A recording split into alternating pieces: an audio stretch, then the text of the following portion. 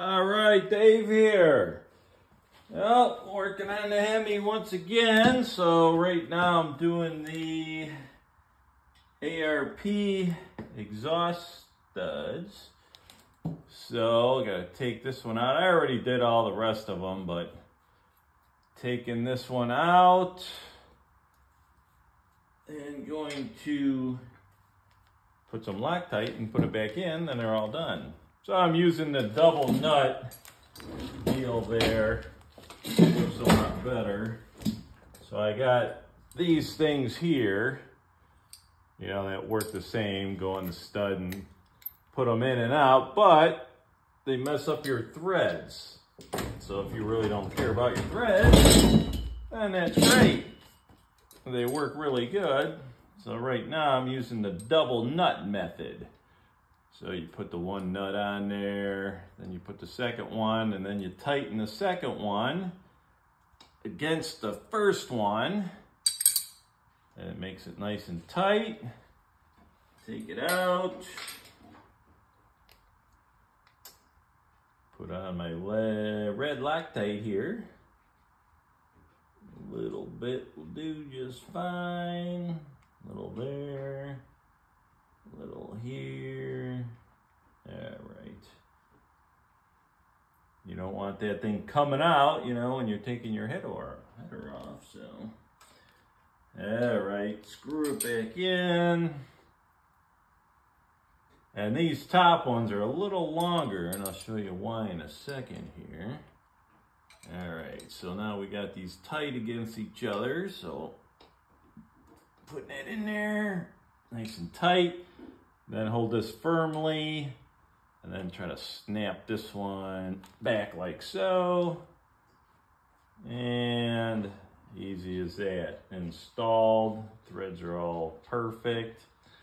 All right, so these ones here are a little taller because of a blower restraint.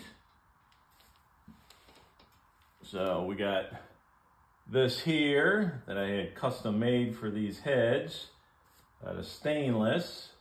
So these will go on like so. I'll just put this on there quick just for fun. And I like to use 12 pointers on pretty much everything. I don't know, it's just my preference, I guess. I like them.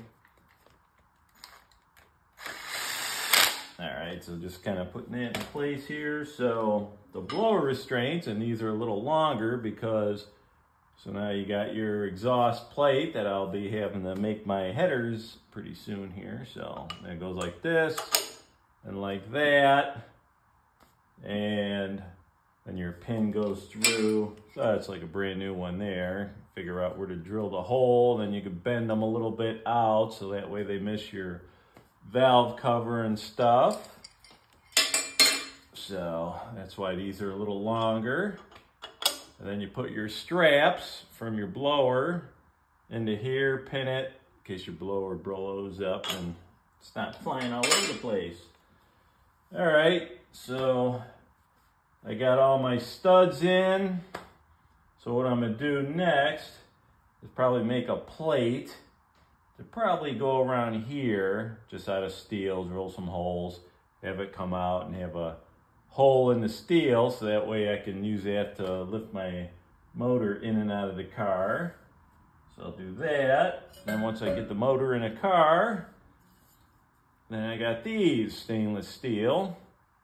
And these are how my zoomies are gonna be. You know, got to angle them out, figure the height and all that kind of stuff. So that's how you get them, like that. And then have a bunch of U's in case you got to make some angles and all that. And then you get this on there. So hopefully I could just use these and just put them in there at an angle and weld them a little bit. Not too much of an angle. You don't want too much of an angle coming straight out of your head. You want it kind of straight and then maybe a little angle if you need be. But I don't know where the motor, you know, sits. Well, I know where the motor sits in there, but I have yet to look at the exhaust angle. So hopefully I could just come right out and don't have to make the exhaust too complicated. And still got to order my push rods. Everything's all measured. So I'll just maybe do that tomorrow or so. All right, so we got all that done. And the other day, let's see what we got here. So I finished welding all this now, so all my coolant lines and all that. That's all done. So all that is done now. So that's what I wanted to do before I put it in the car, is have all that done. That way I don't gotta play with it anymore. And yeah, that's about it. And I cleaned up the car today a little bit before I put it in, so that's nice. And motor plate is done. So all right, everything going together good. Dave out.